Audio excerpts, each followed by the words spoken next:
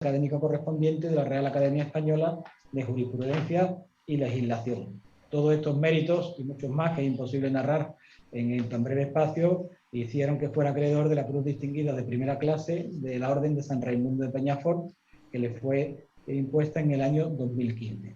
Para finalizar ya con la presentación, pues don Ángel es autor de numerosas obras científicas, me refiero a artículos, colaboraciones en obras colectivas, monografías, en torno de alrededor de 100 en España y fuera de España. Las líneas de investigación principales que ha seguido pues, son la teoría general y las cláusulas abusivas, la propiedad y los derechos reales, el derecho de familia, la empresa familiar, el derecho de sucesiones y todo ello en buena medida proyectado sobre los aspectos internacionales del notariado. De ahí que sea una persona especialmente cualificada para la ponencia que a continuación va a comenzar sobre la función notarial en el Reglamento Sucesorio Europeo. A la finalización de la intervención de don Ángel, dedicaremos unos minutos a tiempo de debate, preguntas, dudas, que pueden ustedes formularnos a través del chat que tienen ya abierto y que nosotros iremos administrando desde la mesa. De modo que muchas gracias, querido don Ángel Serrano de Nicolás. Cuando quiera, tiene la palabra. Muy bien, muchísimas gracias por invitarme, sobre todo viendo la brillantez con que la han hecho los dos que me han precedido y sin lugar a dudas cuando hable mi querido compañero sobre el certificado sucesorio, agradecer también, como bien decías, la magnífica asistencia y por los nombres que he ido viendo que están asistiendo, pues realmente causa cierto temor reverencial poder hablar entre quienes son ya auténticas autoridades en esta materia y agradecer singularmente, pues como has dicho, a los que del otro lado, sobre todo a mis queridos colegas de Jalisco, con los que tanta relación me une, que les agradezco especialmente que estén presentes. Lo que es el reglamento sucesorio europeo, pues en realidad la función del notario podríamos decir que se desarrolla a lo largo de todo el reglamento, pero lo voy a centrar en tres grandes aspectos. Uno, primero, porque creo que es determinante de las funciones que luego puede hacer el notario, es su consideración o no como autoridad, como tribunal y la relevancia del instrumento público. Eso sería, digamos, el primer apartado. Luego habría otro apartado relacionado con la función del notario en la planificación de la herencia, la famosa figura del estate planning, cada vez más en boga, no solamente ya en el ámbito anglosajón, sino también en nuestros ámbito latino, en el sistema continental. Y por último, pues en lo que quizás sea la función más incisiva desde el punto de vista notarial, que es la ejecución de la última voluntad, a la que le dedicaré pues, los principales extremos o consideraciones que creo que el notario tiene una más relativa incidencia. En el primer aspecto quería destacar, pues, en primer lugar, el respeto que ya señala el propio artículo 2 del reglamento sucesorio hacia la distribución competencial que pueda hacer cada Estado en su ámbito interno, siempre que sean equiparables las personas a las que les atribuya estas funciones a un tribunal. Es decir, en nuestro derecho sucesorio hay un momento trascendental que es la ley de jurisdicción voluntaria, primero porque delimita claramente lo que van a ser ámbito de la jurisdicción voluntaria respecto a la contenciosa, pero en lo que afecta al ámbito del notariado hay que resaltar pues, el preámbulo, el punto séptimo en el apartado cuarto, que viene a decir que prácticamente todas las competencias en el ámbito sucesorio en España quedan atribuidas al notario. Habría un primer problema que se podría delimitar por la relevancia que tiene luego cuando el reglamento habla de órgano jurisdiccional o no jurisdiccional, y anticipo que en sentido estricto queda claro que el notario español no es un órgano jurisdiccional. Otra cosa distinta es que se haga funciones que pueden ser propias de los tribunales, pero ya digo, como tal jurisdicción no es en la función del notario, no obstante que, como señala el artículo 3.1 del reglamento notarial, que habla, y efectivamente lo es, de órgano de jurisdicción voluntaria. Creo que en esto, efectivamente, igual que no es tiene una función jurisdiccional, es evidente que sí, que es una autoridad, y yo me atrevería a decir que es la autoridad en el ámbito sucesorio. así lo reconoce si examináramos el nuevo título séptimo de la Ley del Notariado, que ha introducido la Ley de Jurisdicción Voluntaria, en que se le atribuye pues, las funciones de declaración de herederos, que antes estaban limitadas a la línea ascendente-descendente del cónyuge y ahora es a los colaterales, es decir, en todo el ámbito, en la declaración de herederos es el ámbito notarial. Igualmente pues le corresponde también toda la función de adveración de testamentos, con la formación del inventario, aunque en algunas legislaciones, como es la catalana, tiene regulación propia que no sería propiamente aplicable a la ley de jurisdicción voluntaria, sino su propia normativa material. Esto ya digo como primera previsión de este reglamento, que efectivamente su función no es regular el ámbito material, sino que esto lo reconoce para cada una de las legislaciones internas. Y ya pasando a los supuestos en que el propio reglamento habla de notario, otros supuestos en que habla de autoridad y de documento público, en que creo que, como pretendo ahora demostrar, cabe incluir perfectamente dentro de esta autoridad al notario y dentro del concepto de documento público al instrumento público. Y por último, pues cuando habla propiamente de tribunal y cómo se puede efectivamente considerar que el notario también forma parte de ese concepto de tribunal. Pues junto a ese artículo 2 del reglamento sucesorio, que ya he dicho que reconoce expresamente que este reglamento no afecta pues a las competencias de las autoridades de los estados en materias sucesorias, y como digo, pues con la ley del 2015 las que se le han atribuido al notariado, que prácticamente son todas, excepto en alguna materia del albaceazgo, que el artículo 91 de la ley de jurisdicción voluntaria reserva específicamente al juez, y algunas otras que puedan ser alternativas con el letrado de la Administración de Justicia. Pero las demás, como la declaración de herederos, que es fundamental, a la que luego me referiré, o las adveraciones, son exclusivas del notario. Hay que ir al notario en primer lugar, y únicamente en el caso de que la resolución del notario pues no sea compartida por las personas interesadas, se podría acudir a la autoridad judicial, que es otro elemento relevante para los requisitos que exige el propio reglamento en cuanto se le puede considerar autoridad. Junto a este artículo pues 2 está también el considerando 21, que expresamente hace mención a los notarios, dice que la vinculación de los notarios en un Estado miembro a las normas de competencia, dice que depende si están incluidos o no en la definición de tribunal. Esto es importante porque igual que el reglamento pues reconoce las competencias internas de cada Estado, pues en lo que son las normas de competencia internacional, aquí sí que creo que es trascendental distinguir el notario como autoridad de lo que es el tribunal. Efectivamente, el notario no es un tribunal jurisdiccional y, por tanto, y esto creo que es trascendente, pues en su actuación está sujeto no a las normas de la ley del poder orgánica del Poder Judicial, sino a sus propias normas de competencia, es decir, el artículo 126 del reglamento notarial, y, por tanto, el que actúe como lo que es decir, como señala bien el reglamento notarial, órgano de jurisdicción voluntaria, autoridad en el Estado español para sustanciar las sucesiones, como iremos viendo a lo largo de la exposición, pero no puede considerársele, y por tanto no se tiene por qué aplicar la ley orgánica del Poder Judicial, ni siquiera por analogía, porque la analogía, como bien sabemos, exige identidad de razón, y justo aquí falta esa identidad de razón, es decir, el notario no tiene facultad jurisdiccional, aunque sí tiene equiparación con los tribunales en otros aspectos. Esto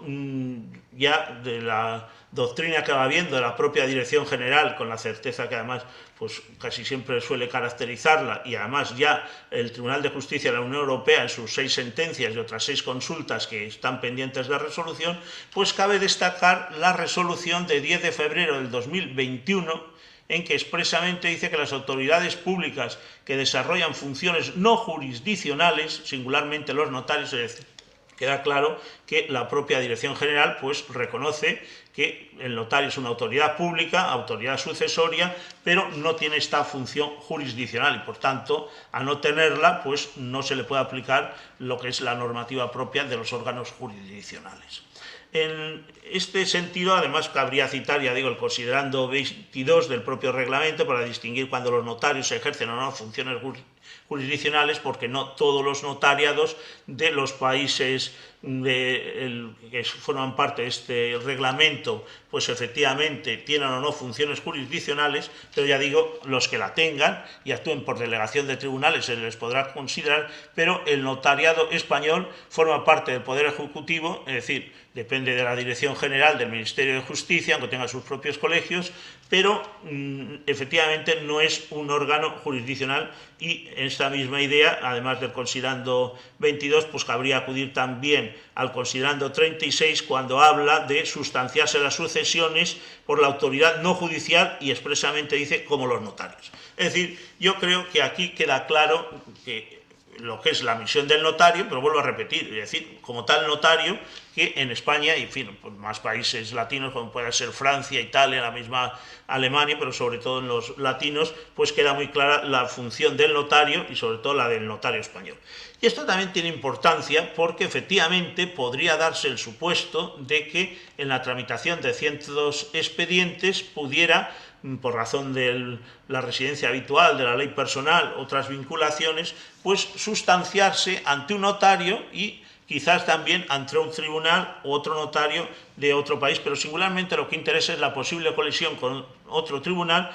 en cuyo caso pues también contempla el propio reglamento el que se tengan que las partes poner de acuerdo para poner fin a este conflicto, en el cual dentro de lo que sería España, pues es relevante el artículo 6 de la Ley de Jurisdicción Voluntaria en su segundo párrafo, que señala que efectivamente podrá darse esa colisión en lo que es el ámbito estrictamente del tribunal jurisdiccional y lo que es el notario, en esta posible colisión de estar tramitando a la vez el mismo expediente, o no el mismo expediente, sino un expediente con idéntica finalidad por dos autoridades distintas, sea notario o sea autoridad propiamente jurisdiccional. Luego, dentro de este primer apartado de autoridad, también quería hacer mención, porque ya ha sido también resuelto, y tanto por el Tribunal de Justicia de la Unión Europea en la famosa sentencia de 12 de octubre del 2017, que es el asunto Kubica para los legados en la colisión entre el sistema de Polonia y el alemán, que efectivamente tienen las autoridades que reconocer el sistema interno, es decir, el sistema de adquisición inmediata de los legados, como sucede también aquí en Cataluña,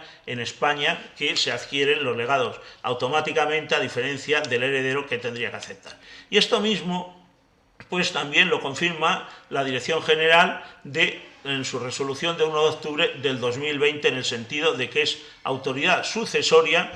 como efectivamente en materia de documentos sería el artículo 3.1, pero vuelvo a repetir una vez más, no es autoridad jurisdiccional. En lo que hace ya referencia, pasando de esta distinción entre autoridad y tribunal, a lo que es el documento y el instrumento público, en fin, como asisten otras personas que quizá no estén familiarizados con el sistema notarial español, el notario, dentro de la categoría del instrumento público, está la escritura pública, que tiene que reconocer, como señala el primero de los artículos del nuevo título séptimo, negocios jurídicos, como pueda ser el testamento, otras manifestaciones negociales, a diferencia de las actas, que lo que recogen son hechos, pero que también tienen la categoría de instrumento público y de documento público. Aquí, efectivamente, el notario actúa como esta autoridad, y lo que importa para que se le reconozca a este documento público, al instrumento público español, como documento público a los efectos de que lo trata el reglamento sucesorio, es que se le tiene que dar un carácter autónomo, como en tantas otras ocasiones hablan los reglamentos europeos, es decir, no se trata de los conceptos de cada país, sino un concepto autónomo que efectivamente guarde evidente similitud con los conceptos internos, y sobre todo la autenticidad. Y esa autenticidad que habla considerando 62 del reglamento, exige pues 4 requisitos que creo que cumple con creces pues el instrumento público español, como son la veracidad,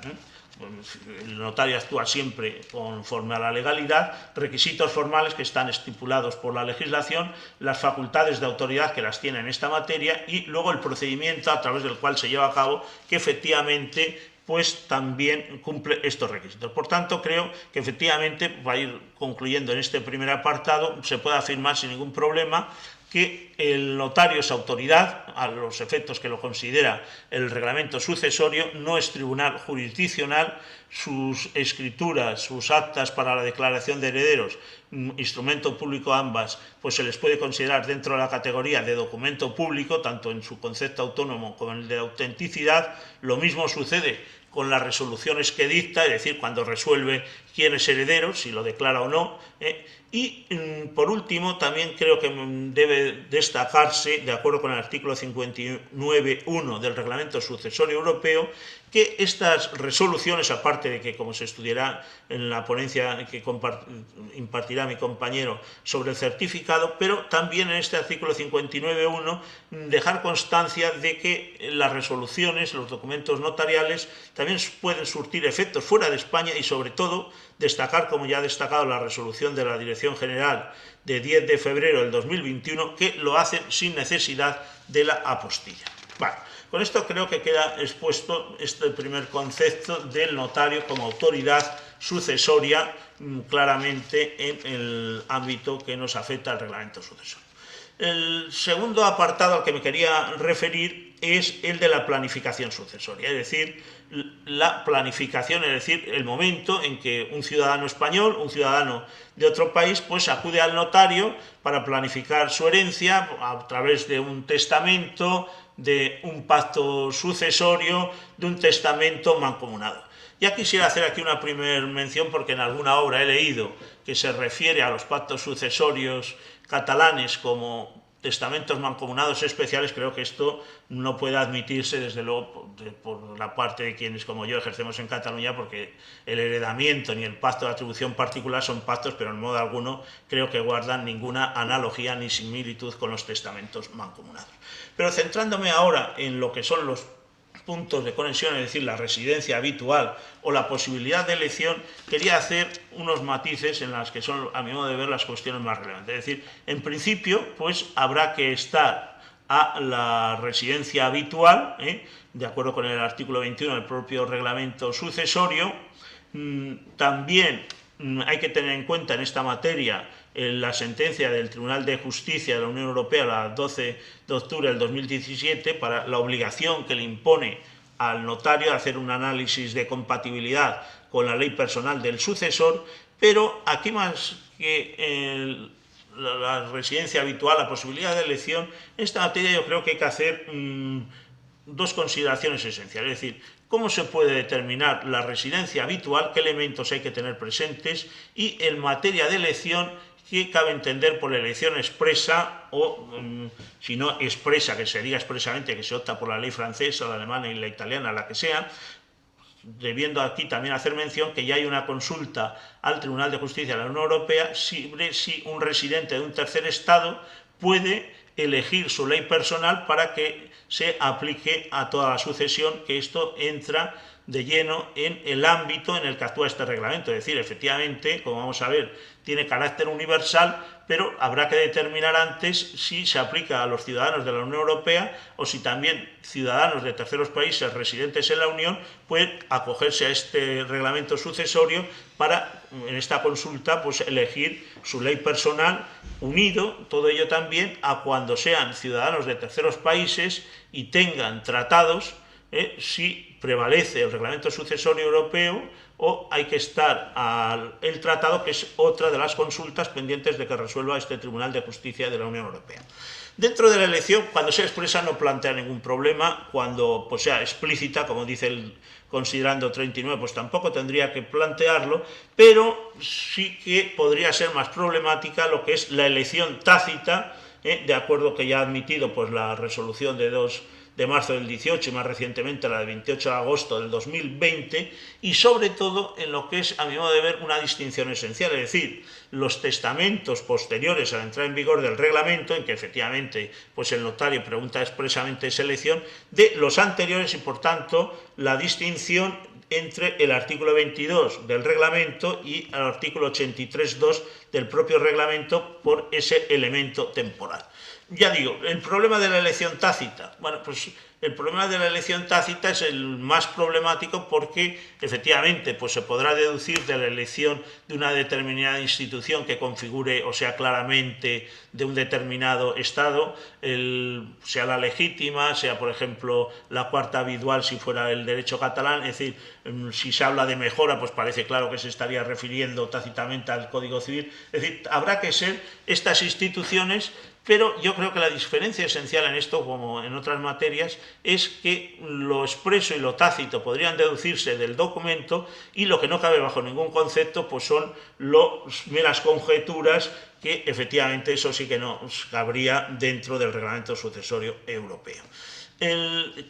Señalado esto, pues también creo que podría plantearse otra cosa y además desde la óptica del Código Civil español, no el catalán, que la sucesión o es testada o es intestada o contractual, ¿no?, que es la que prevalece, aunque no sea la más frecuente, pero en el Código Civil español, al admitir el artículo 912 que pueda ser testada o intestada, pues efectivamente, si hay testamento se habrá, cabe considerar, efectivamente elegido, pero en ley testada, evidentemente, esa ley elegida, dada la unidad de la sucesión, tendrá que aplicarse tanto a la sucesión testada como a la intestada. Ya digo, en los que es necesaria la institución de heredero, pues no se da este problema, pero en cuanto pudiera abrirse la sucesión testada e intestada, creo que únicamente cabría aplicar una ley que es la efectivamente elegida. Y para ir dando fin a esta primera parte de lo que es la residencia habitual, pues en la residencia habitual creo que sí que merece la pena destacarse claramente lo que distinguir residencia habitual en el concepto del reglamento, es decir, cada reglamento además, aunque utiliza el concepto de residencia habitual, lo utiliza como concepto autónomo y además deja claro que no es el domicilio, es decir, ni es el domicilio en sentido civil que lo pueda aplicar el Código Civil español, ni lo es tampoco en el sentido administrativo, sino que es concepto de residencia. Yo creo que incluso sin tener una residencia administrativa sí que podría hablarse de residencia habitual, ya digo, es un concepto autónomo. Luego habrá que acudir a distintos parámetros, distintos efectivamente para cada reglamento, y yo, en fin, en una pequeña aportación que escribí en una obra colectiva, pues consideraba que en la residencia habitual, aunque no, como bien se ha dicho por alguna conocida autora, no exige ningún artículo del reglamento ni los considerandos el requisito del animus, pero yo creo que sí puede ser un elemento conveniente tener en cuenta el animus, aunque efectivamente lo relevante para fijar la residencia habitual serán los hechos concluyentes y no propiamente el animus, pero esto sí puede ser relevante porque ya se ha dado alguna situación en que efectivamente una persona que lleva 10, 15 años viviendo en España y que se le puede considerar que es su residencia habitual porque permanece, pues, si no todo el año prácticamente, pero que sin embargo pues sigue conservando las cuentas corrientes en su país, en Inglaterra, por ejemplo,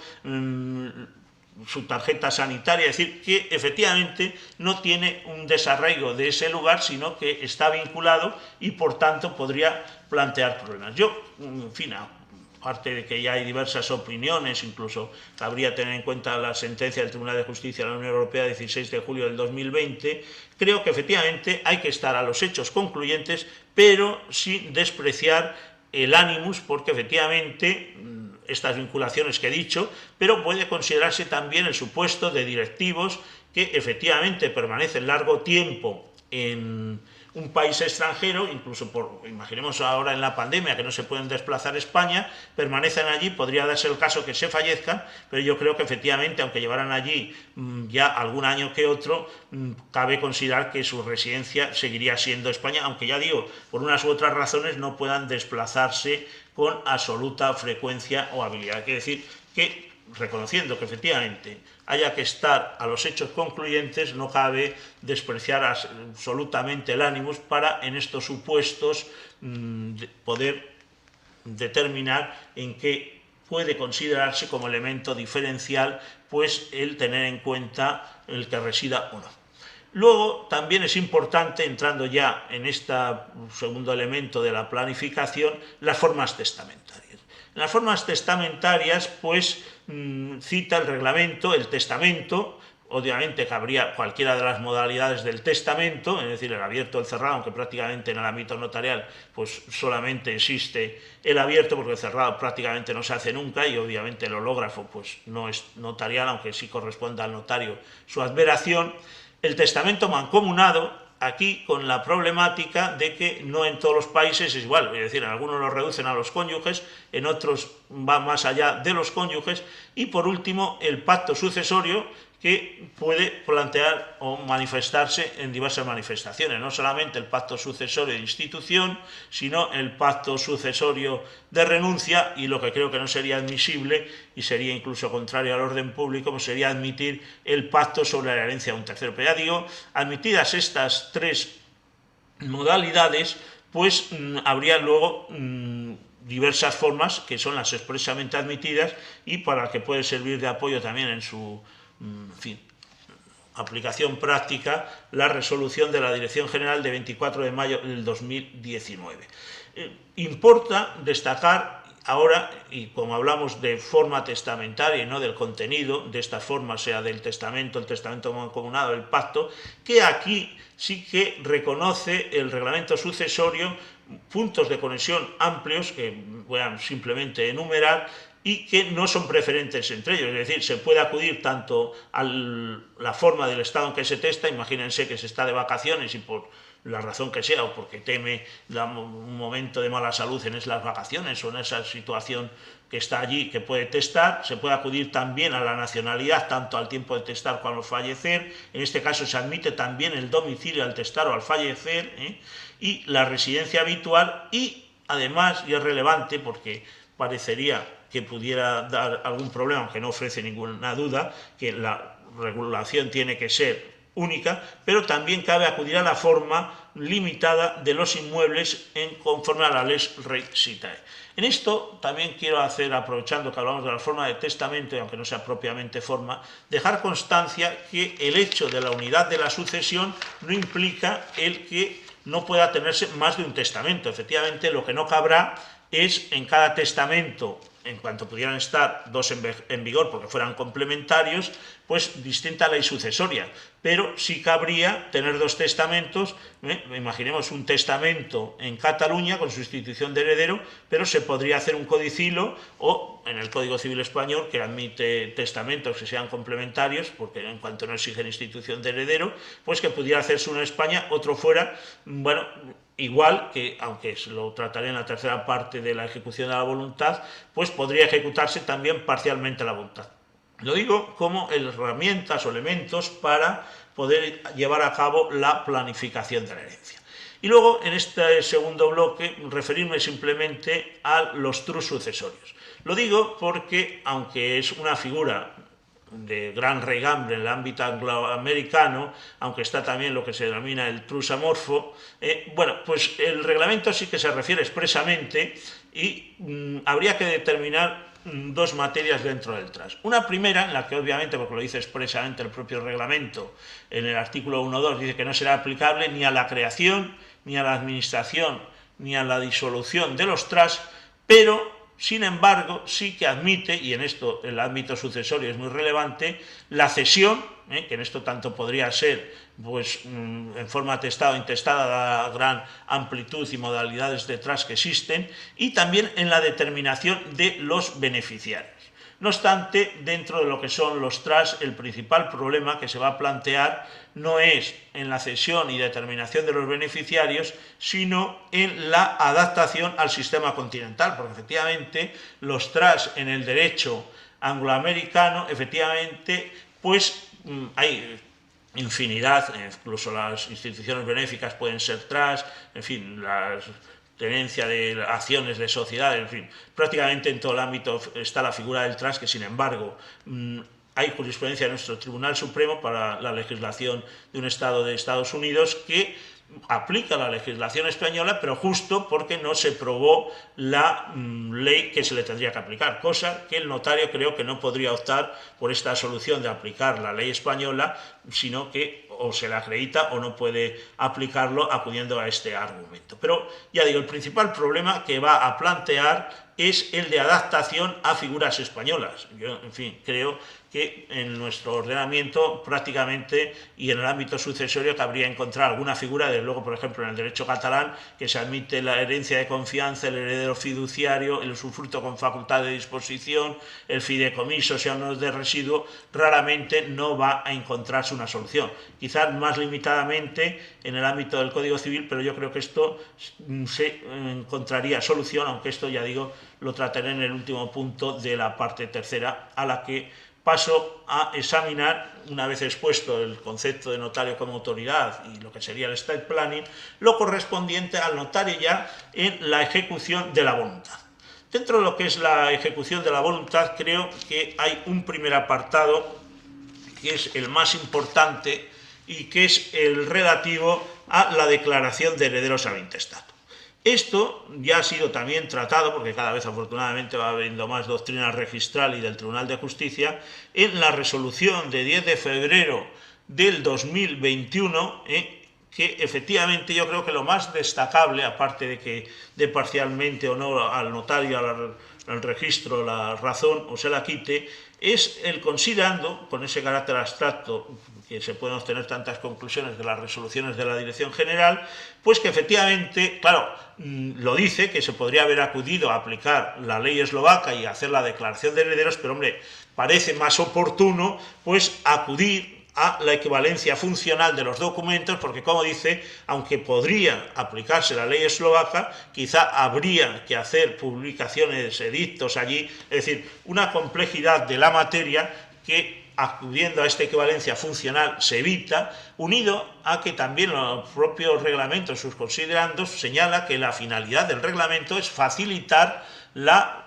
herencia, la sucesión a los ciudadanos, tanto a los legitimarios, herederos, como incluso a los acreedores. Es decir, no se trata de dificultar, sino de encontrar vías de solución. En esto, y por eso al comienzo de mi exposición recalcaba el concepto de autoridad del notario, es importante señalar que aquí el notario actúa como notario y actúa en lo que pudiera ser relevante el reglamento sucesorio, que es de aplicación preferente, pero habrá que estar al artículo 55 de la ley del notariado, que regula los puntos de conexión para determinar cuándo el notario español es competente, y así habla del último domicilio o residencia habitual. También podría ser donde esté la mayor parte del patrimonio, el lugar de fallecimiento, junto con estos también podrían ser los distritos colindantes, y a falta de estos, pues cabría acudir ya al domicilio del requirente. Aquí me planteo si en algún supuesto excepcional, es decir, personas que es difícil, por no decir prácticamente imposible acreditar estos tres puntos de conexión, si no cabría también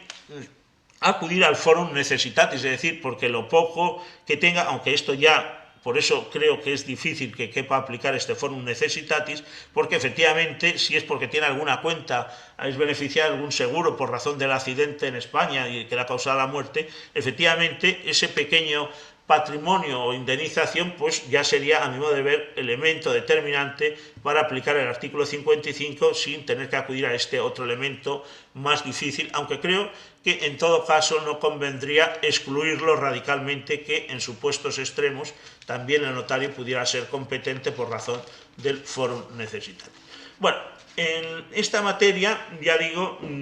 habría que estar a la declaración de herederos, que, reitero una vez más, como el notario actúa como autoridad, pero no como tribunal y menos como tribunal jurisdiccional, pues no es de aplicación al artículo 22 de la Ley Orgánica del Poder Judicial, sino que se le aplicará a la legislación notarial, por tanto, con libertad de elección del notario, no obstante, con estos límites que señala el propio Ley del Notariado, pero, por ejemplo, pues, acudiendo a una ciudad, Barcelona, Sevilla, que hay más de un notario, con libertad de elección del notario en el que se quiere sustanciar la declaración de herederos. En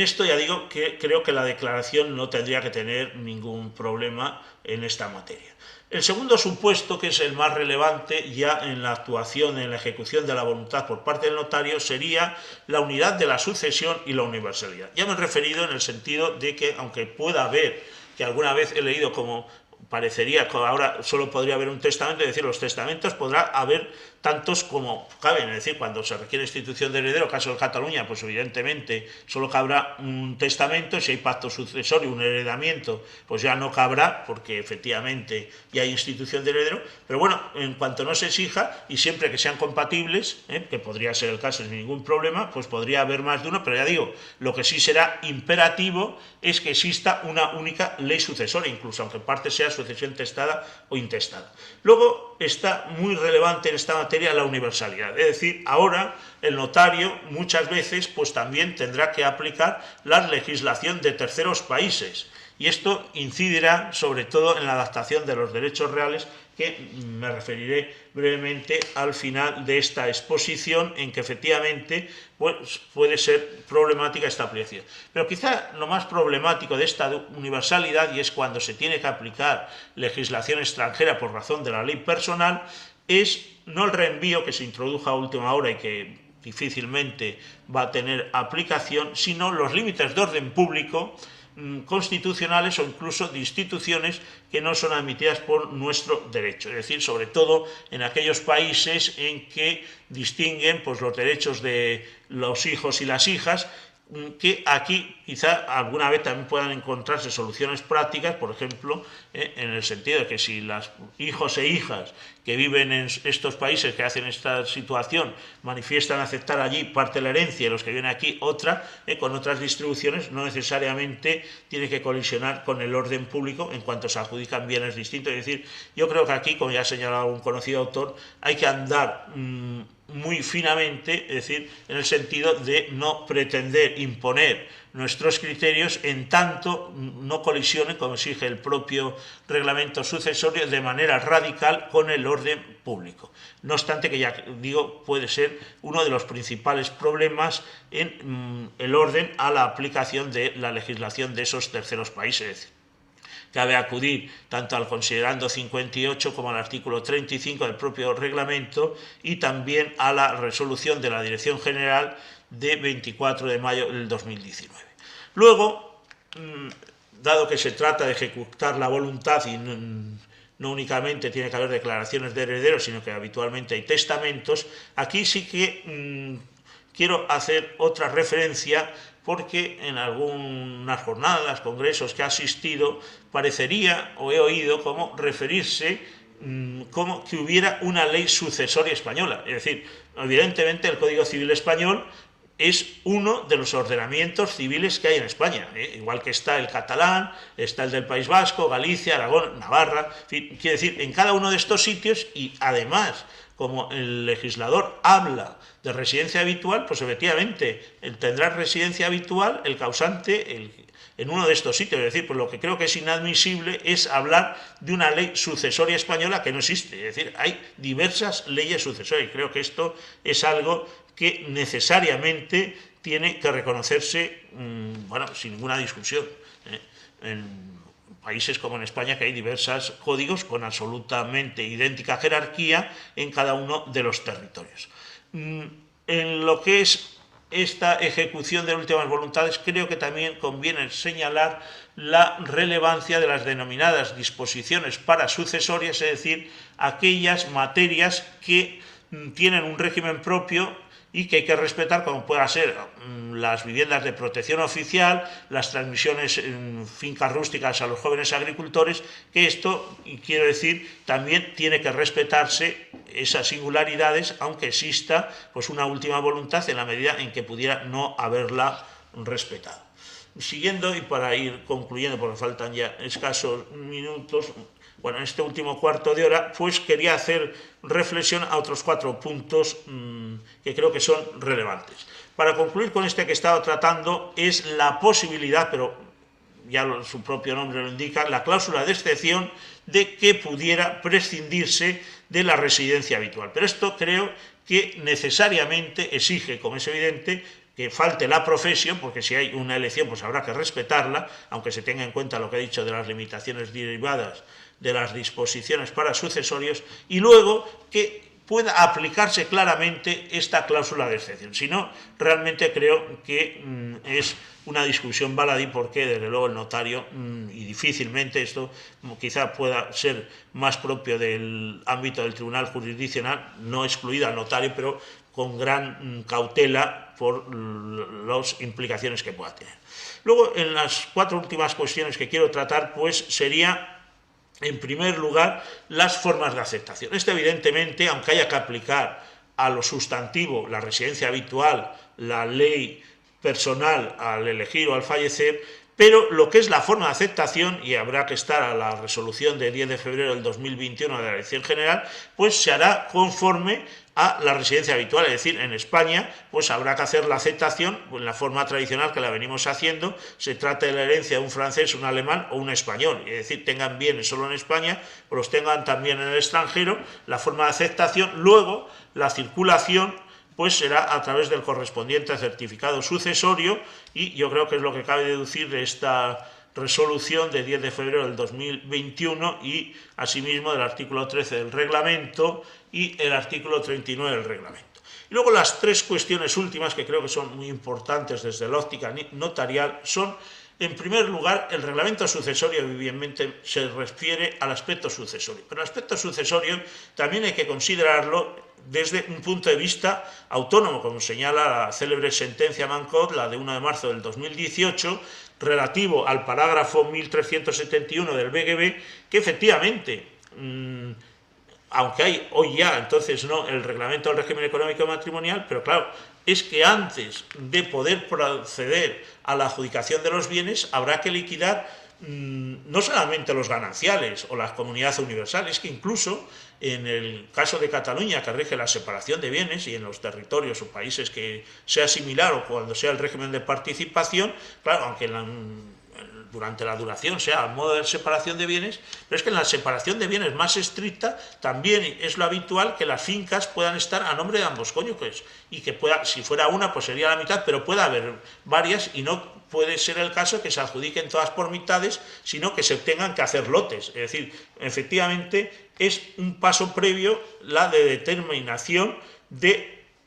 cuál es la más hereditaria. Por tanto, es necesario que se aplique pues previamente esta liquidación del régimen económico matrimonial. Unida a esto también hay otra masa patrimonial, otra problemática que en la óptica notarial es relevante, que se plantea ya en el orden interno y también mucho más en el externo, que serían las liberalidades. Efectivamente, las liberalidades están excluidas expresamente, pero lo cierto es que las donaciones y otras figuras que no son estrictamente donaciones, sino donaciones indirectas, como puedan ser seguros de prima única, la reversión en las donaciones, la problemática también las donaciones mortis causas, que por ejemplo admite el Código Civil catalán, pero obviamente no caben en el Código Civil español. Yo creo que esto también es otra materia que, dado ese concepto autónomo de sucesión, y que creo que está admitido hoy por la generalidad de la doctrina, pues efectivamente habrá que tenerlas en cuenta, pues un seguro de prima única, distinto sería un seguro con una prima habitual, que incluso sea ganancial o separación de bienes, se le puede considerar como un gasto de la familia y por tanto ser irrelevante, pero claro, imaginémonos que 2 años antes, 5 de fallecimiento, se contrata una prima única de 300.000 euros que constituye el patrimonio del causante. Está claro, porque tanto los tribunales españoles como extranjeros, por ejemplo en Italia, que lo he leído, admiten expresamente que el beneficiario del seguro adquiere por derecho propio y no por derecho sucesorio, pero lo que es cierto es que la prima creo que se tendrá que tener en cuenta pues al orden de determinar las legítimas, computación, imputación y demás materias que efectivamente tienen un evidente calado sucesorio. Y por último, para concluir, una de las cuestiones más quizá problemáticas, sobre todo derivadas de la universalidad de la sucesión, que llevará a aplicar derechos extranjeros y por tanto pudieran ser pues derechos fuera de lo que es el ámbito continental, en que independientemente que esté en el sistema latino o germánico, parece claro que son derechos más o menos asimilables, aunque pueda haber figuras, en fin, por haberlo estudiado yo, el usufructo con facultad de disposición, pues en Cataluña el Código Civil se admite en toda España sin ningún problema, en el derecho francés no lo contempla, pero cabría la figura del tantum, de decir que incluso los bienes inmuebles, pues con devolver luego su equivalente pudiera conseguirse. En Italia sí que está admitido con diversas modalidades o condicionantes, pero el problema es cuando se trata de aplicar ordenamientos que no distinguen, como es el angloamericano, entre derechos reales y de crédito, derechos absolutos y limitados, que aquí sí que habrá que hacer un esfuerzo de el notario de adecuación de la figura, de que se trate la figura equivalente, que en España viene facilitada por el sistema de números clausus. Es decir, creo que en cuanto se trate de una figura que está admitida en ese sistema, imaginemos que hay más fincas en ese país, en terceros países y luego en España, creo que no sería propio pretender que el heredero que tenga fincas en distintos países, y más aquí admitiéndose el sistema en números clausus, se le pretenda impedir el adecuar esa figura. Obviamente tendrá que tener un nombre que le permita identificar, pero ya digo, sobre todo creo que los dos elementos esenciales para esta adecuación, y en esto habría que tener presente por la resolución de la Dirección General de 14 de marzo del 2019, sería, primero, no olvidar el sistema de números clausus. Por tanto, acomodarlo a nuestro sistema, darle el nombre más parecido o equivalente en nuestro sistema, pero sobre todo tener presente las finalidades, es decir, bueno, pues no es lo mismo el usufructo con facultad de disposición que el fideicomiso, por tanto distinguirlo entre lo que es propiedad plena o limitada, pero algunas veces quizá no sea tanto lo trascendente, la titularidad o la forma de gestión del heredero o del legatario durante ese tiempo que lo va a ser, sino qué es lo que ha querido el causante una vez fallezca este legatario, este heredero, es decir, para distinguir el usufructo de lo que sería el fideicomiso. Y luego, evidentemente, como señala esta misma resolución, y con esto en esencia acabaría, porque creo que es ya los 3/4 que se me ha indicado, la adaptación del registro a la propiedad. Quiero decir, en tanto inscriba lo que el notario ha adecuado y por tanto en cuanto firma el legatario o el heredero es claro que está de acuerdo, pero esa adaptación, si quiere introducir alguna modalidad, como he señalado, la propia dirección pues tendría que ser evidentemente con el consentimiento del beneficiario, sea el heredero o el legatario, porque, vuelvo a repetir, el principal problema será en el ámbito de los terceros países, sobre todo los que no admiten el sistema de números clausus, aunque en esto, como ya señala la doctrina más clásica, una cosa es admitirlo, otras que se logren hacer derechos reales realmente nuevos y otras que no quepa encontrar alguna figura que realmente permita, suprimiéndole, aumentándole facultades en cuanto quepa y en cuanto el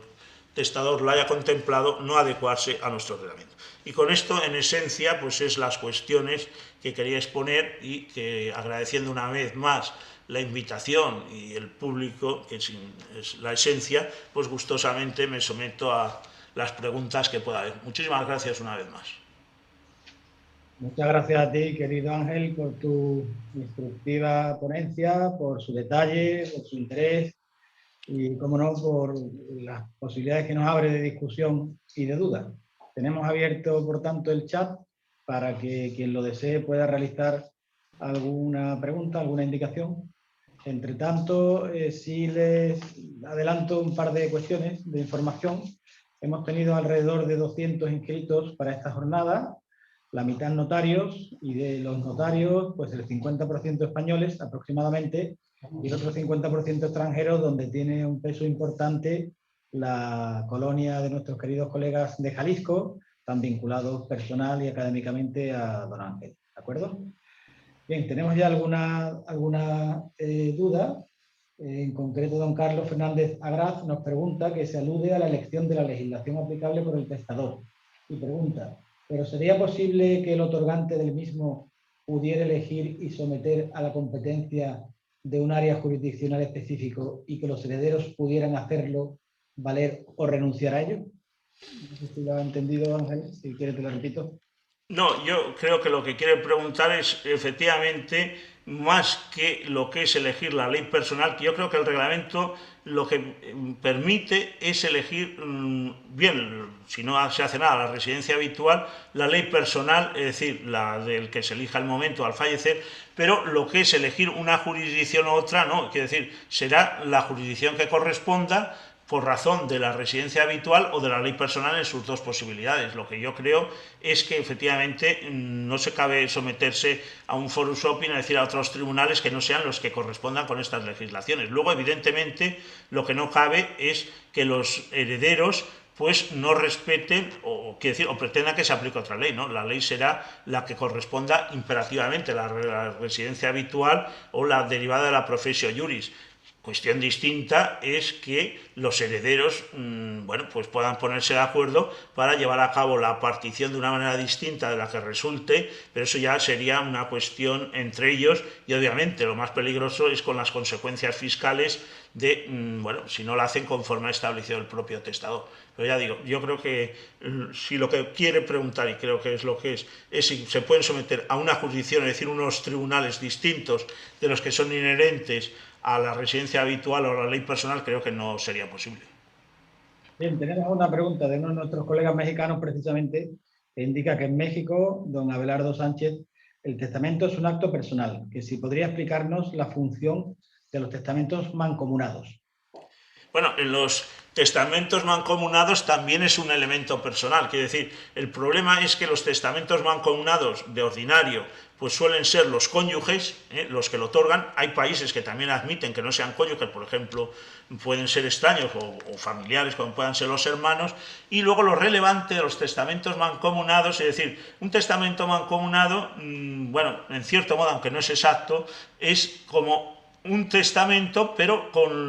si son solo los cónyuges, los dos cónyuges que hacen testamento en la misma escritura, pero cada uno haría su testamento ciertamente interrelacionado, lo que no puede lograrse de esa forma tan fácil si son testamentos unilaterales cada uno. Pero lo más relevante luego es cuando fallece uno, si el otro tiene que mantener la voluntad igual o la puede alterar, que parecería que es lo más coherente. Es decir, efectivamente, fallece el primero, se ejecuta su voluntad y el siguiente tendría libertad. Pero claro, otros pueden entender que efectivamente quede vinculado. Yo creo que esto, desde luego,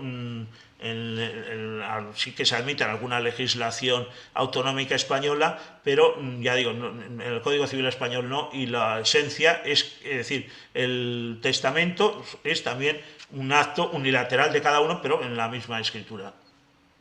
Gracias. Tenemos también de una colega mexicana, doña Celina Guadalupe Bailón Fonseca, una pregunta que atañe a la transmisión de la empresa familiar. Y en concreto la cuestión es si es válido el acuerdo de la asamblea en donde se convenga no vender las acciones por 10 o 20 años a terceros después de la muerte del titular.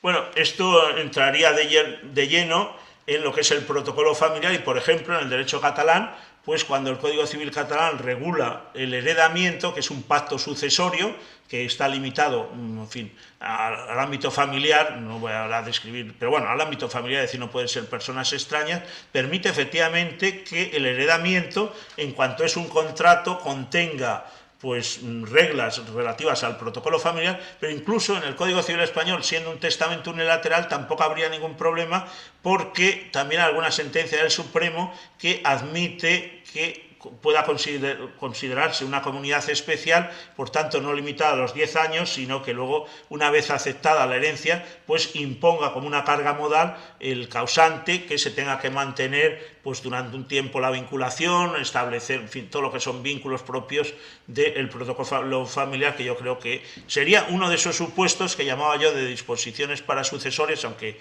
en estricto sentido las parasucesorias son las que ya la ley contempla un determinado régimen y personas que pueden adquirir, mientras que aquí en realidad es el propio causante el que puede disponer cómo se tiene que conservar la empresa o cómo la puede ordenar. Es decir, igual que en su día las legislaciones admitían expresamente que se puedan constituir fundaciones en el propio testamento, pues también pueden constituirse personas jurídicas de capital, es decir, sociedades, no únicamente fundaciones. Gracias, Ángel. Bueno, todos los que intervienen en el chat te felicitan por la magnífica exposición y a continuación tenemos algunas preguntas más, una de ellas de nuestro querido colega Javier Oñate, de San Sebastián, que te plantea dos preguntas. ¿No te parece que hay un concepto indirecto de residencia habitual implícito en los vínculos más estrechos? En la primera pregunta. Bueno, yo creo que efectivamente en esos vínculos más estrechos, yo lo que quizá lleva razón mi compañero, en vínculos estrechos efectivamente ya hay una residencia habitual, pero yo creo que el sentido que se le da algunas veces a esos vínculos estrechos es que se pretende que en lugar de aplicarse lo que aparece, digamos, no claramente, pero bueno, con cierta claridad, que pudiera ser la residencia habitual, lo que se pretende es que se aplique otra legislación excluyendo la residencia habitual, es decir, pretender que por tener vínculos estrechos con otra legislación se aplique esa frente a la que aparecería a primera vista como la residencia habitual, pero efectivamente cuando se tienen vínculos estrechos es que, como bien dice, es que se tiene allí la residencia habitual, pero yo creo que en esto el problema sería distinguir claramente qué se quiere decir con residencia habitual y con vínculos estrechos en el sentido de excepción a la residencia habitual. Entonces, efectivamente, vínculos estrechos implica residencia habitual, pero si lo entendemos como excepción a la residencia habitual, es entonces cuando sí que se exigiría, pues como ya he dicho, que no haya professio juris y que efectivamente aparezca muy claro, y quizá habría que añadir que se pueda conseguir más claramente la finalidad, bueno, digamos, que se pueda inducir, aquí digo inducir porque claro, si hay testamento y hay profesio, pues de lo que sería la herencia. Sí, y hoy, si me permite, Ángel, Sí. un título informativo, el reglamento sucesorio es el primero y el último. Sí. Los instrumentos de la Unión Europea en materia de cooperación judicial civil incluye una definición, una aproximación a la definición de la residencia habitual en un par de considerandos. Considerandos que a mí me parecen muy apropiados, muy oportunos, muy acertados en definitiva. Pero curiosamente, cuando se negocian los reglamentos sobre el régimen económico del matrimonio y de la unión registrada, que tú también conoces, acabas de coordinar una espléndida obra sobre eso, pues parece que hubo una crítica generalizada a que se incluyese esa definición de residencia habitual. Y no se ha incluido en estos dos últimos reglamentos, cosa que a mí me parece un error, porque fue, la verdad, que ha solucionado muchas cuestiones en la práctica. Bueno, Oñate te hace una segunda pregunta, que bueno, es más bien objeto de un seminario. De hecho, se tratará en el seminario que tendremos en el mes de junio, que es ¿qué opinas de la doctrina de la Dirección General sobre los pactos sucesorios de Baleares? Te digo que es un asunto... Bueno, yo creo que aquí, bueno, no me quería extender mucho, hay aquí algún asistente que podría hablar mucho mejor que yo de lo que es la vecindad administrativa, la vecindad en suma. Creo que efectivamente algo que queda claro es que la residencia habitual, ya he dicho, que creo que no tiene que ir unida ni con el domicilio ni con aspecto administrativo. Evidentemente, yo inicialmente y hasta la doctrina de la Dirección General entendía, bueno, sigo entendiendo, efectivamente, no puede ser ni catalán, ni balear, ni vasco, pues quien no es español. Es decir, los extranjeros sí pueden tener residencia y se les puede aplicar estas legislaciones. Pero claro, aquí el problema sería si la definición va vinculada a la ley personal o se puede acoger cualquier residente habitual. Yo no me parece mal, ciertamente. Quizá pues se sale de lo que todos hemos entendido, pero en un afán de que la residencia habitual sea el criterio que se vaya imponiendo, porque yo reconozco que lo de la vecindad civil pues puede chocar, en fin, recordarás en una de las tesis que coincidimos, porque al francés le resultaba un poco chocante lo de la vecindad, pues que efectivamente la residencia habitual, pues quizá esa persona que ha residido allí, que se ha habituado y que quiere acogerse a esa norma, pues se le puede acogerse también a las instituciones, aunque ya digo, inicialmente parece que vayan vinculadas a la ley personal, pero yo creo que sí que se tendría que abrir este camino de que efectivamente, bueno, el que reside habitualmente, pues se puede acoger a cualquier institución de ese derecho al que le es aplicable por la razón de la residencia habitual. Ya digo, puede ser polémico, ¿no? Pero yo creo que es bueno ir abriendo estos caminos de ir vinculando más las legislaciones a la residencia habitual en cuanto sea posible. En la misma línea de residencia habitual y derecho francés, don Fernando José Bermúdez te pregunta si es posible, por ejemplo, que un causante francés residente en Francia, que sin embargo tiene únicamente bienes en España, con una acepción muy amplia, se pudiera entender, con una acepción muy amplia de la residencia habitual, si podría sujetar la sucesión a la ley española. Repito, causante francés. No, yo creo que aquí, más que un concepto muy amplio, sería una infracción de la ley, ¿no? Porque, claro, él lo que reside es en Francia. Bueno, efectivamente yo creo que lo que subyacería en este francés es que cuesta mucho para los países que no tenían el criterio de unidad, sino que distinguían bienes muebles e inmuebles, pues tenerse que ahora sujetar a una ley que es la francesa, cuando ellos tradicionalmente pues distinguían bienes muebles e inmuebles, pero yo creo que no cabría. Y tenemos también otra pregunta del profesor Ibarra Bores, que te cuestiona, te plantea qué opinas de la postura de la Dirección General en relación con la erradicación de los testamentos implícitos que resultan muy útiles en relación con la sucesión de los ciudadanos británicos con bienes en España. Bueno, yo eso es lo que, bueno, brevemente, pero es lo que quería decir. Quiero decir, cuando he dicho de la compatibilidad de los testamentos, estaba pensando en este caso. Quiero decir, podría ser, en este caso de los ingleses, ¿no? Sí que tiene que ser una ley, pero por ejemplo, sí que podría hacerse un testamento y un codicil, o dos testamentos compatibles, uno, sí, con el criterio de unidad, pero nadie impide la aceptación parcial, de unos bienes, por ejemplo, un testamento que sea compatible con el testamento que se tiene en otro país, es decir, en este caso en Inglaterra, en Francia, y efectivamente pues aceptar parcialmente la herencia con los bienes de aquí y luego, ciertamente, sin romper la unidad, pues con ese otro testamento que es complementario a los de allí. Yo creo que esto sería perfectamente admisible, porque es que, quiero decir, va a costar mucho el principio de unidad, porque efectivamente los países que tienen arraigada esta cultura, pues les va a costar. Pueden encontrarse estas soluciones prácticas que yo creo que no son ningún fraude de ley, es decir, no es que vaya a aplicarse una ley aquí y otra aquí. Esto unido a que los terceros países pueden tener dificultades o sencillamente inconvenientes en aplicar el reglamento sucesorio europeo, en el sentido de decir que es una imposición de una legislación que no les vincule. Yo creo que efectivamente podría, y cuando decía esto de dos testamentos compatibles, pues estaba pensando en este supuesto, es decir, hacer un testamento aquí para los bienes de España, otro allí, porque efectivamente habría dos testamentos con la misma ley, pero efectivamente aplicarse el de aquí, hacer una aceptación parcial, bueno, como se hace en la práctica, es decir, se aceptan los bienes y luego a posteriori se adicionan otras, unas veces porque aparecen, otras porque tampoco exige, por lo menos la legislación española, que se tenga que partir de una sola vez toda la herencia, es decir, hay resoluciones de la Dirección General previas a esta, que decía el profesor Ibarra, que efectivamente lo han admitido. Pero ya digo que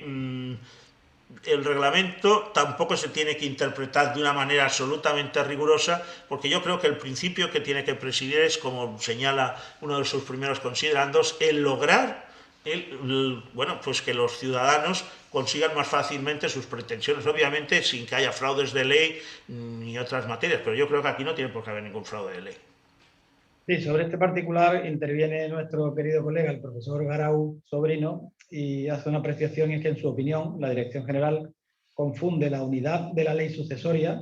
con la unidad del título sucesorio, lo que es un error. Bueno, lo que decía yo de que pudiera haber dos testamentos, bueno, dos testamentos, codicilios, en fin, dos instrumentos que ordenan la sucesión. Y tenemos también otra pregunta de nuestra querida colega, la profesora Lara Aguado, de la Universidad de Granada. Te pregunta, en tu opinión, la competencia internacional de los notarios españoles, se entiende, no puede fundamentarse en el reglamento de sucesiones, ni siquiera para autorizar las declaraciones de herederos ab intestato. ¿Consideras que esas restricciones a la aplicación del reglamento a los notarios en el marco de la competencia tienen que ver con la diferente función y forma de actuación que tienen los notarios de otros países de la Unión Europea, que pueden no ser tan rigurosas como las de los notarios españoles? Yo creo que sí, yo creo que el fundamento tiene que estar en que efectivamente yo creo que el notario español puede equipararse por ya la propia tradición, aunque no siempre, como bien sabemos,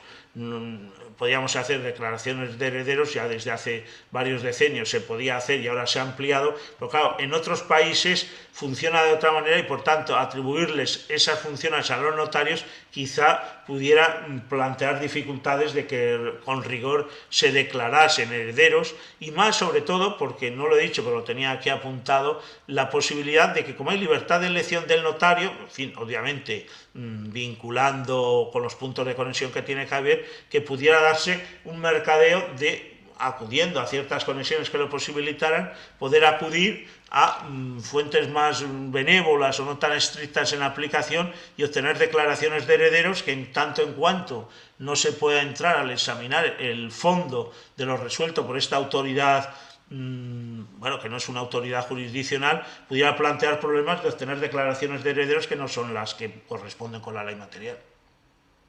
Gracias. Tenemos también una pregunta de un tema que ya se ha puesto sobre la mesa de nuestro querido colega, el profesor Ballesteros Barros, de la Universidad de Cádiz,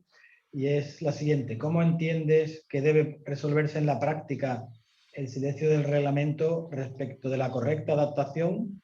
de los derechos sucesorios del cónyuge supérstite con la liquidación del régimen económico matrimonial? Bueno, yo en esto, y también hay la jurisprudencia del Supremo, 2 sentencias, distinguiría lo que es la sucesión testada y la intestada. Es decir, en la sucesión intestada, esa vinculación de los derechos del cónyuge viudo al régimen económico matrimonial puede tener sentido porque efectivamente las legislaciones estatales pensaban el Código Civil gananciales y las atribuciones que le corresponden, el Código Civil catalán, separación de bienes y los derechos que le corresponden. Como bien sabemos, la postura de la Dirección General no había sido la misma, hoy para la intestada queda clara, pero yo creo que efectivamente los derechos sucesorios del cónyuge viudo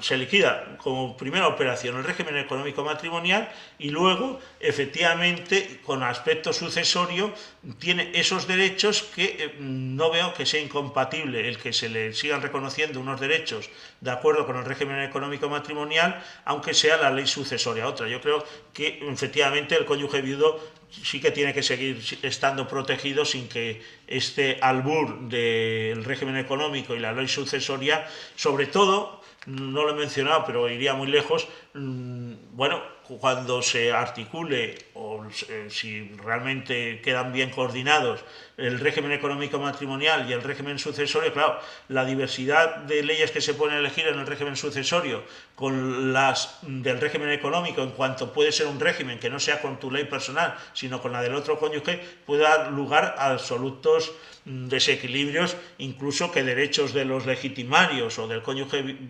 pues puedan desaparecer. Quiere decir, no siempre a lo mejor uno de los cónyuges está en absoluta libertad de forzar o lograr que se elija una ley u otra. Gracias. Volveremos a la carga con el pacto de definición de la compilación balear y la profesora Ginebra Molins de la Universidad de Barcelona, tan cercana a todos nosotros, pues plantea una mera reflexión en cuanto al pacto de definición balear otorgado por franceses, y es que dice que la norma autonómica no puede impedir la aplicación de la ley designada por el reglamento de sucesiones, que en ese caso era la balear. Por ello, dice que hay que velar por el efecto útil del reglamento de sucesiones y que la sentencia recentísima de la Audiencia Provincial de Palma de Mallorca, de diciembre de 2020, dice ella que va en esa línea y que la cuestión quizás está en si resulta oportuno que la ley balear exija la vecindad civil mallorquina del ascendiente.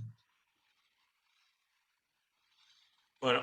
pues coincido porque ya digo, igual en la línea, en fin, me refería a ella cuando señalaba persona con más autoridad que yo para hablar de vecindades y vinculaciones administrativas. Efectivamente, bueno, salvo que se introduzcan otros matices, pero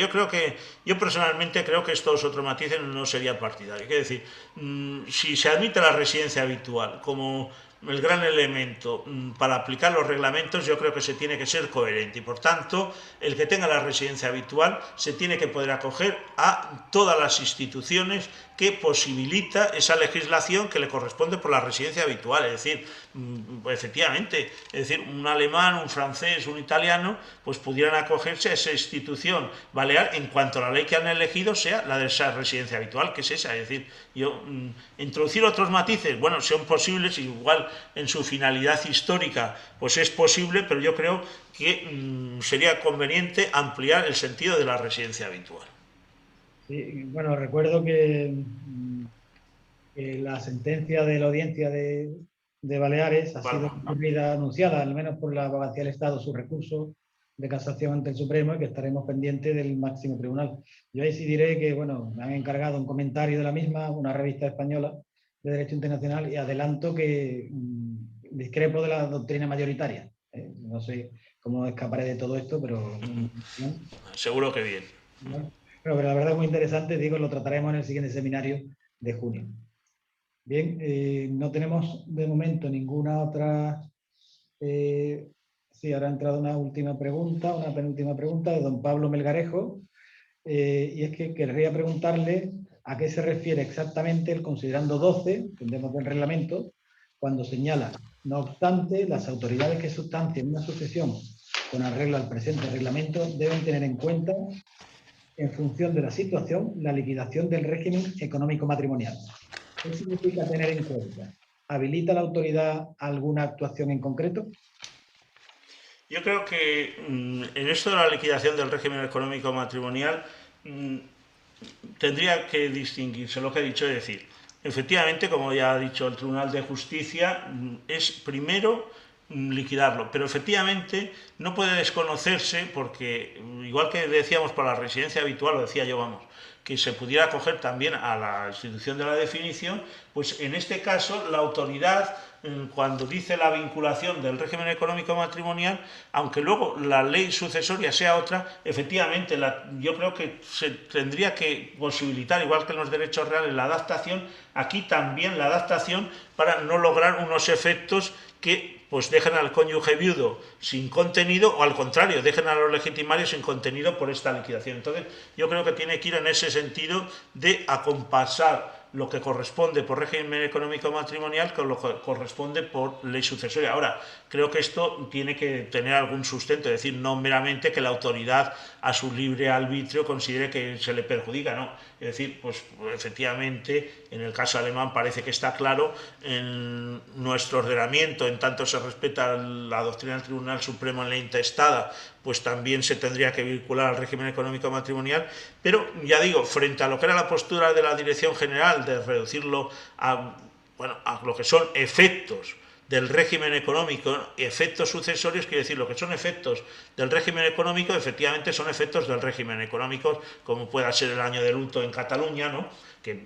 va vinculado al régimen económico, pero lo que son efectos sucesorios, yo creo que la doctrina del Supremo sería aceptada, es decir, preferente para proteger al cónyuge frente a otros derechos. Está además otro problema que va más allá, y son los usufructos aragonés, ¿no?, y navarro, que, claro, si tienen carácter familiar o sucesorio, para determinar qué normas se les tiene que aplicar. Yo creo que tiene que ser la sucesoria, pero en fin, seguramente que no es una cuestión pacífica. Y ahí yo, si me permiten, Sí, sí. es también un problema de íter temporal. Cuando el legislador europeo abordó la cuestión sucesoria, sabía que antes o después se abordaría la cuestión del régimen matrimonial y que en algún momento habría que coordinar ambos. No lo hizo en el reglamento sucesorio, pero yo creo que en este considerando precisamente lo fue lo que instó a sí mismo, al propio legislador, a que cuando se abordase la armonización del régimen matrimonial se coordinasen ambos instrumentos. Cosa que no ha ocurrido, como muy bien has explicado, con los inconvenientes. ¿Qué ha ocurrido? En la práctica, eso lo abordará pues don Isidoro Calvo la próxima ponencia. Lo que sí se ha hecho, y eso fue una habilidad de la comisión cuando elaboró los anexos, los reglamentos sobre el certificado sucesorio europeo, es en el certificado incluir una referencia expresa al régimen matrimonial del causante. Y de esa manera, por esa vía práctica al menos, no se puede ignorar ese régimen con vista a la apertura de la sucesión. Bueno, no tenemos de momento, yo creo, ninguna otra pregunta, no me aparece por aquí al menos, no nos aparece. y si no, bueno, nos dan las gracias, bueno, todos los participantes, querido Ángel, te felicitan y te dan las gracias efusivamente. Y bueno, antes de que nuestra querida presidente de la mesa, doña Carmen Vela, clausure, quiero recordar que tanto la ponencia del doctor Serrano de Nicolás como las anteriores y la siguiente que habrá, a la que ella se referirá ahora, serán publicadas en una colección de la editorial Tirant lo Blanc, que tiene por título Cuadernos CEDENIC. De hecho, la primera está ya muy avanzada, y que también esta será grabada en el canal de YouTube del Colegio Notarial de Andalucía, del Ilustre Colegio Notarial de Andalucía, del cual le daremos referencia para el oportuno momento. El programa formativo termina con la próxima ponencia, a la que hará referencia doña Carmen, y reitero un seminario del que le daremos debida cuenta también en el mes de junio, para dejarle ya tranquilo y descansar en verano. Pues muy bien. Reiterar el agradecimiento y la enhorabuena al ponente por su magnífica exposición. Yo creo que nos ha hecho pasar una tarde muy entretenida. La distancia, yo creo que lo está acercando mucho más al derecho de lo que creíamos, y emplazarles a todos ustedes, darles las gracias a los asistentes por las cuestiones tan interesantes que han ido también planteando, y emplazarles a la última sesión formativa que tendrá lugar el 29 de abril del año, un curso a cargo de don Isidoro Antonio Calvo Vidal, acerca del el certificado sucesorio europeo de la perspectiva notarial. La cátedra, como bien ha indicado don Andrés Rodríguez Benó, va a continuar